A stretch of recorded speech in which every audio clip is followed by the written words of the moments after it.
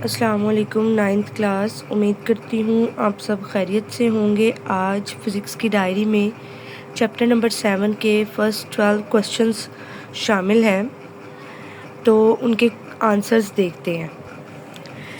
पहला क्वेश्चन है, how is kinetic molecular model of matter help in differentiating various state of matter. इसका answer page number 145 पर मौजूद है। ये पेज नंबर 145 हमने ओपन कर लिया है। अब इसके अंदर उन्होंने बताया है कि kinetic molecular model is used to explain the 3 state of matters solid, liquid and gas. यानी कि जो काइनेटिक मॉलिक्यूलर मॉडल था वो हम उसकी 3 प्रॉपर्टीज़ थी। वो 3 प्रॉपर्टीज़ क्या थी कि ये एक तो स्मॉल पार्टिकल से मिलकर बनी होती है मेटल्स, और मॉलिक्यूल्स हमेशा कंटिन्यूस मोशन में रहते हैं, और मॉलिक्यूल्स एक दूसरे को क्या करते हैं, अट्रैक्ट करते हैं। और ये तीनों बातें सॉलिड, लिक्विड और गैस के अंदर हम देख चुके हैं कि सॉलिड का स्ट्रक्चर कुछ इस तरीके से होता है और लिक्विड के अंदर कुछ इस तरह की स्टेट में होते हैं मॉलिक्यूल्स, और बेटे गैसेस के अंदर इस तरह होते हैं। इनके दरमियान डिस्टेंस इंक्रीज़ होने की वजह से रेगुलरिटी नहीं रहती, मॉलिक्यूल्स के दरमियान एक पैटर्न नहीं स्मूथ बन पाता, या एक फाइन पैटर्न ना बनने की वजह से, जैसे कि हमने पहले जो सॉलिड में देखा है, ये पैटर्न बना हुआ एक तरतीब के साथ मॉलिक्यूल्स की अरेंजमेंट है। तो ये सारी जो चीज़ें हैं ये काइनेटिक मॉलिक्यूलर मॉडल से हमें मिलती हैं। आपने यहाँ से लेकर नेक्स्ट जो है प्लाज्मा फिज़िक्स तक, प्लाज्मा स्टेट तक, यहाँ तक आपने इसका आंसर करना है। उसके बाद आपका दूसरा क्वेश्चन आ जाता है 7.3। 7.3 क्वेश्चन में वो कहते हैं, does there exist a fourth state of matter, what is that. क्या fourth state of matter exist करती है? अगर करती है तो वो क्या है? इसका आंसर ये यहाँ पर कि जो प्लाज्मा है हमारे पास वही फोर्थ स्टेट ऑफ मैटर है, और ये यहाँ से लेकर आप इसका आंसर यहाँ तक करेंगे। उसके बाद 7.4 का क्वेश्चन आता है कि define density and its unit. इसका आंसर 147 पेज के ऊपर डिफाइन डेंसिटी की डिफाइन आ जाती है पिंक बॉक्स में, ये उसका फॉर्मूला आ जाता है और ये उसका यूनिट आ जाता है। 7.5 क्वेश्चन है, कहते हैं can we use a hydrometer to measure the density of milk. जी बिल्कुल, हाइड्रोमीटर का काम ही किसी भी लिक्विड की डेंसिटी को मेजर करना होता है, तो हम उससे मिल्क की भी डेंसिटी मेजर कर सकते हैं। तो यहाँ पर इसके आंसर में आप लिखेंगे yes, we can measure the density of milk by using hydrometer, and hydrometer is a device और instrument through which we can find out the density of a liquid.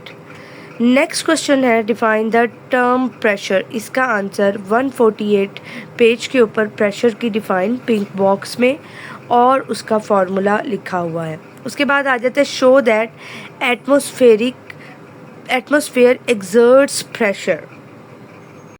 तो इस क्वेश्चन का आंसर पेज नंबर 149 पर जो हमने experiment किया था, एक टीन बॉक्स लिया था और उसके अंदर पानी को थोड़ा सा पानी भर के और उसको बॉईल किया था, और फिर जब उसको ठंडे पानी के नीचे रखा था और वो जो टीन था सारी साइड से पिचक जाता है, तो यही बताता है कि जो प्रेशर एटमॉस्फेरिक प्रेशर होता है वो सारी डायरेक्शन में लग रहा होता है, जिसकी वजह से जो टीन की शेप है वो सब तरफ से बिगड़ जाती है। नेक्स्ट क्वेश्चन है हमारे पास 7.8 क्वेश्चन। वो कहता है कि is it easy to remove air from a balloon but it is very difficult remove air from a glass बोतल। ऐसा क्यों है बेटा? ये इस वजह से है क्योंकि जो एटमॉस्फेरिक प्रेशर होता है ये एक्सर्ट होता है या एक्ट करता है इजीली बैलून पर as compare to glass bottle. ठीक है, नेक्स्ट हमारा क्वेश्चन है 7.9।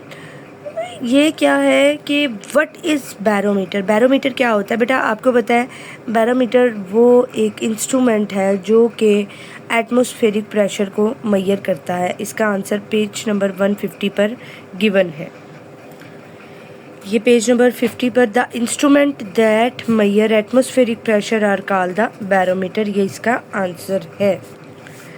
अगला क्वेश्चन हमारे पास है 7.10 why is water not suitable to be use in barometer. इसका आंसर भी 150 पेज के ऊपर गिवन है और इसका आंसर ये 150 पेज पर यहाँ से लास्ट पैराग्राफ बनता है इस टॉपिक का, मरकरी से लेकर बैरोमीटर तक। और इसकी मेन वजह क्या है, इसकी डेंसिटी की है। जो वाटर की डेंसिटी है मरकरी की डेंसिटी से कम होती है और उस वाटर का बैरोमीटर बनाने के लिए हमें 10 मीटर लंबी ग्लास ट्यूब रिक्वायर्ड होगी, जिसकी वजह से फिर उसको कैरी करना, उसको संभालना बहुत मुश्किल हो जाएगा। हम फिर मरकरी का बैरोमीटर यूज़ करते हैं।